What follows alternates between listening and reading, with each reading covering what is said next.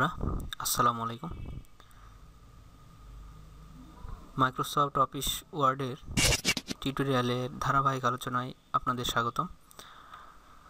আজকে আমরা Microsoft office ওয়ার্ডের একটি গুরুত্বপূর্ণ টুল নিয়ে আলোচনা করব, সেটা হচ্ছে ক্লিপবোর্ড অ্যান্ড এডিটিং।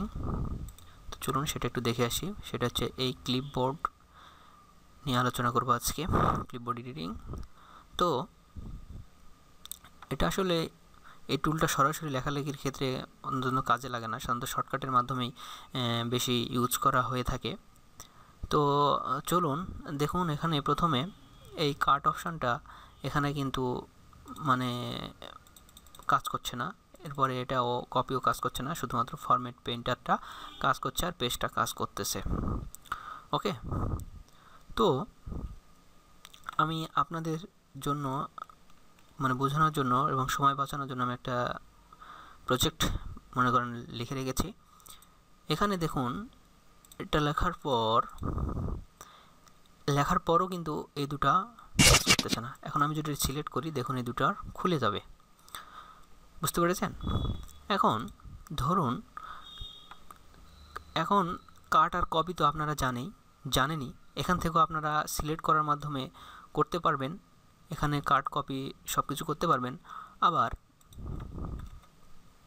আবার আপনারা কিবোর্ডের কন্ট্রোল এক্স চাপার মাধ্যমে সেটা করতে পারবেন। ধরুন আমি এটুকু করলাম, কন্ট্রোল এক্স যদি আমি চাপি তাহলে এটা কাট হয়ে গেল। এখন এটাকে যদি আমি পেস্ট করি, কন্ট্রোল ভি চাপলে এটা আবার পেস্ট হয়ে যাবে। এখানে প্রশ্ন আসতে পারে যে কন্ট্রোল সি না কেন, এখানে কাটে কন্ট্রোল সি কেন নয়, কন্ট্রোল এক্স কেন?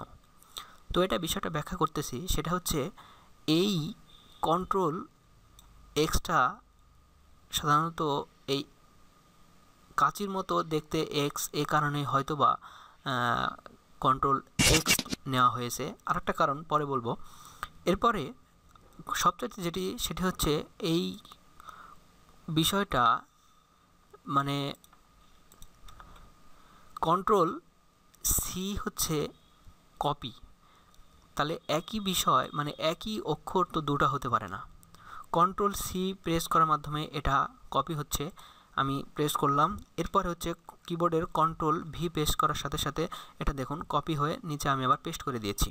আশা করি এটা বুঝতে পেরেছেন, এবং আপনারা কিবোর্ড ছাড়াও এখান থেকে যারা করতে চান তারা করতে পারবেন। ওকে, আশা করি বিষয়টা পুরো ক্লিয়ার হয়েছেন, পুরো। এরপরে সেটি হচ্ছে কন্ট্রোল পেস্টের বিষয়ে শর্টকাটে আপনারা প্রশ্ন করতে পারে কন্ট্রোল ভি কেন, কন্ট্রোল পি কেন নয়। তো এখানে বলে রাখি যে কন্ট্রোল পিটা হচ্ছে প্রিন্ট নামক খুবই প্রয়োজনীয় কিবোর্ড কমান্ডে এটা দেওয়া আছে পি, এ কারণেই কন্ট্রোল ভি দিয়ে করা হয়েছে। আর আরেকটা গুরুত্বপূর্ণ কারণ হচ্ছে আপনারা কন্ট্রোল যেটি প্রেস করবেন সেটি সাধারণত কিবোর্ডের বাম পাশে যেখানে দেওয়া থাকে সেখান থেকে আপনারা একইভাবে কন্ট্রোল চেপে ধরে কাজ করতে পারবেন। কন্ট্রোল এক্স, সি, ভি এগুলো আপনাদের কোনো হাত তুলতে হবে না, সরাসরি সেখান থেকে আপনারা খুব দ্রুত কাজ করতে পারবেন। আর যদি কন্ট্রোল পি করা লাগতো তাহলে আপনারা হাত তুলে কন্ট্রোল চেপে ধরে আরেকটা হাত দিয়ে সেটা করতে হতো, অনেক সময়ের ব্যাপার ছিল। এ কারণে হয়তো বা এটা করা হয়েছে। এরপরে চলুন আরেকটা, সেটা হচ্ছে ফরম্যাট পেন্টার অনেকে এটা বোঝে না, আমি একদম ক্লিয়ার করে বুঝিয়ে দিচ্ছি। আমি এই লেখাটা এখন দেখুন এটি আছে হলো 20, আমি এটাকে করে নিলাম অনেক বড় করে নিলাম, 48 করে নিলাম। তো আমি এই লেখাটাকে বড় করব, ফরম্যাট পেন্টার দিয়ে এই লেখাটাকে বড় করব, এটা স্টাইল চেঞ্জ করার জন্য এটা কিন্তু হয়ে থাকে। তো সব মাইক্রোসফট অফিসের সব বিষয়গুলো হচ্ছে সিলেক্টের মাধ্যমে। আমি মনে করেন এটা সিলেক্ট করলাম, এরপরে ফরম্যাট পেইন্টারে ক্লিক করলাম।